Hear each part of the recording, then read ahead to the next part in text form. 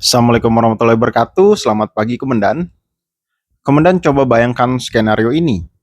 Barang Komandan sudah aman di atas kapal, pintu kontainer sudah disegel, tapi tiba-tiba pembeli di luar negeri mengklaim barang tidak pernah sampai.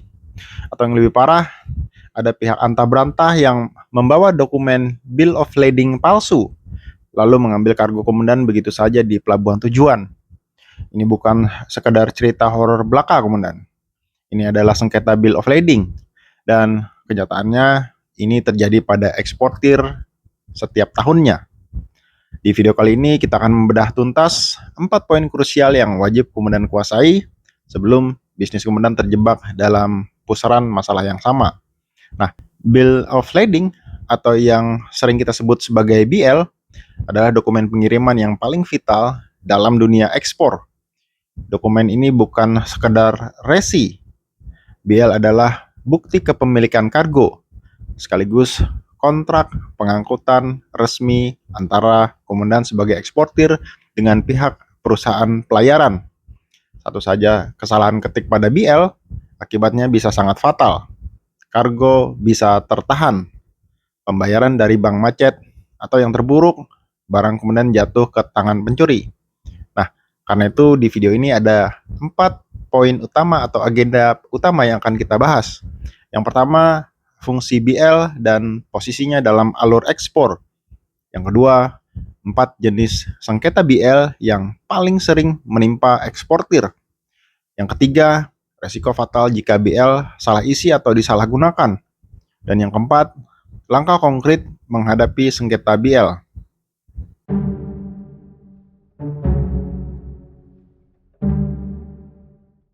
Komandan, sebelum kita bicara soal sengketa, kita wajib paham dulu roh dari dokumen ini.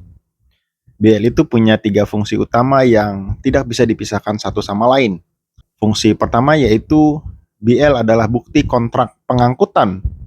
Dokumen ini menjadi bukti sah bahwa pihak pelayaran atau shipping line telah menerima kargo Komandan dan sepakat untuk mengangkutnya ke pelabuhan tujuan. Fungsi kedua, BL adalah tanda terima kargo. Begitu dokumen ini terbit, itu artinya barang Komandan sudah sah berada di tangan pengangkut. Dan fungsi yang ketiga yang paling kritis yaitu BL adalah dokumen kepemilikan atau document of title. Siapapun yang memegang fisik BL asli ini, dialah yang punya hak penuh untuk mengambil barang di pelabuhan tujuan. Dalam alur ekspor, BL diterbitkan tepat setelah barang naik ke atas kapal. Posisinya sangat strategis, berada di tengah-tengah alur. Setelah barang dikirim, tapi sebelum barang diterima pembeli. Itu alasannya Komandan mengapa dokumen ini sangat rawan diperebutkan. Kesimpulannya adalah, ingat ya Komandan, BL adalah dokumen kepemilikan kargo, bukan sekedar surat jalan. Siapa yang pegang BL asli, dia yang berhak atas barang tersebut.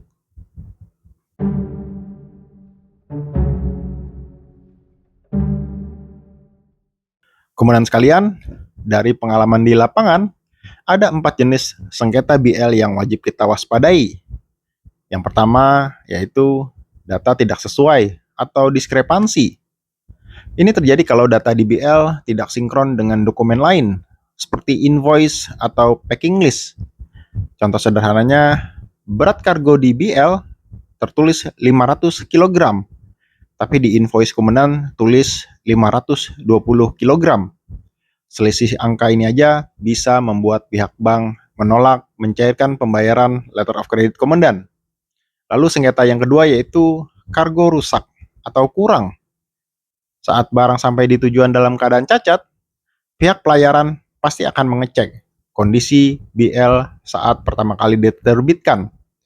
Kalau BL-nya bersih atau tanpa catatan kerusakan, mereka bisa lepas tangan dan berargumen bahwa kerusakan terjadi setelah kargo mereka turunkan. Sengketa yang ketiga yaitu penipuan BL atau pemalsuan. Ini skenario mimpi buruk. Sindikat kejahatan membuat BL palsu atau mencuri BL asli komandan untuk mengambil kargo duluan. Biasanya eksportir baru sadar tertipu ketika pembeli yang asli komplain barangnya tidak ada. Sengketa yang keempat, salah pilih surrender BL versus original BL. Surrender BL berarti hak ambil barang sudah dilepas secara elektronik tanpa butuh dokumen fisik. Sedangkan original BL mewajibkan penyerahan dokumen fisik. Kalau komandan salah memilih jenis ini, kargo bisa diambil pihak yang belum melunasi pembayaran. Kesimpulannya adalah, jadi komandan waspadai 4 celah ini: data yang tidak sinkron, kargo yang rusak, sindikat pemalsuan BL, dan kesalahan memilih jenis BL.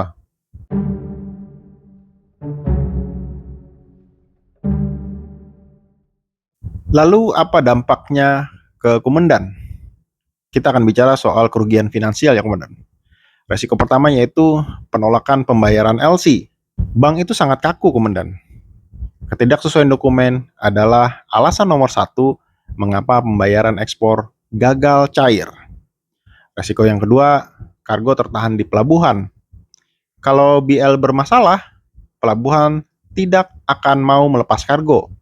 Akibatnya, argo denda keterlambatan atau demurrage terus berjalan setiap hari.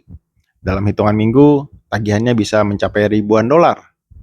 Lalu resiko yang ketiga, kehilangan kargo total.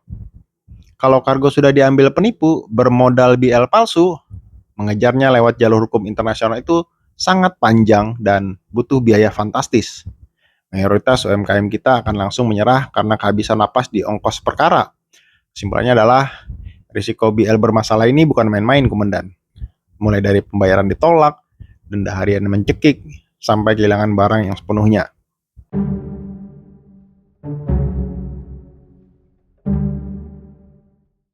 Nah, komandan tenang aja. Kita tidak akan membiarkan itu terjadi. Ini dia 5 langkah pertahanan yang bisa komandan terapkan hari ini juga. Langkah yang pertama, periksa draft BL sebelum tanda tangan. Segera setelah draft BL-nya keluar, cocokkan setiap huruf dan angka dengan invoice, packing list, dan instruksi LC kalau menggunakan LC ya. Jangan pernah menunggu kapal berlayar baru minta revisi. Lalu langkah yang kedua, minta clause BL jika ada kerusakan saat muat barang. Kalau kontainer atau kemasan sudah terlihat penyok saat dinaikkan ke kapal, paksa pihak pelayaran mencatatnya di BL. Ini melindungi komandan dari klaim kerusakan di kemudian hari. Lalu langkah yang ketiga, gunakan skema pembayaran yang paling aman. Untuk pembeli baru, wajib gunakan original BL. Jangan pernah merilis surrender BL kalau komandan belum menerima pelunasan penuh di rekening. Langkah yang keempat, dokumentasikan semua komunikasi secara tertulis. Kalau ada perubahan nama penerima atau pelabuhan tujuan, pastikan instruksinya terekam lewat email resmi.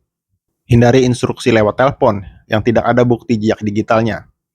Langkah kelima, gandeng freight forwarder yang berpengalaman. Forwarder adalah tangan kanan komandan. Pilih yang sudah teruji menangani sengketa dokumen. Jangan sekedar tergiur harga yang paling murah. Kesimpulannya adalah, cek draft sebelum setuju. Minta catatan jika ada kerusakan, tahan dokumen asli sampai lunas, simpan semua bukti tertulis, dan sewa forwarder yang kredibel. Sebagai penutup komandan sekalian, kita baru aja membedah anatomi sengketa bill of lading, mulai dari fungsinya, jenis sengketanya, resiko kerugiannya, sampai taktik bertahannya. Ingat, BL itu bukan sekedar formalitas di atas kertas. BL adalah benteng pertahanan terakhir komandan untuk kargo yang sudah meninggalkan gudang.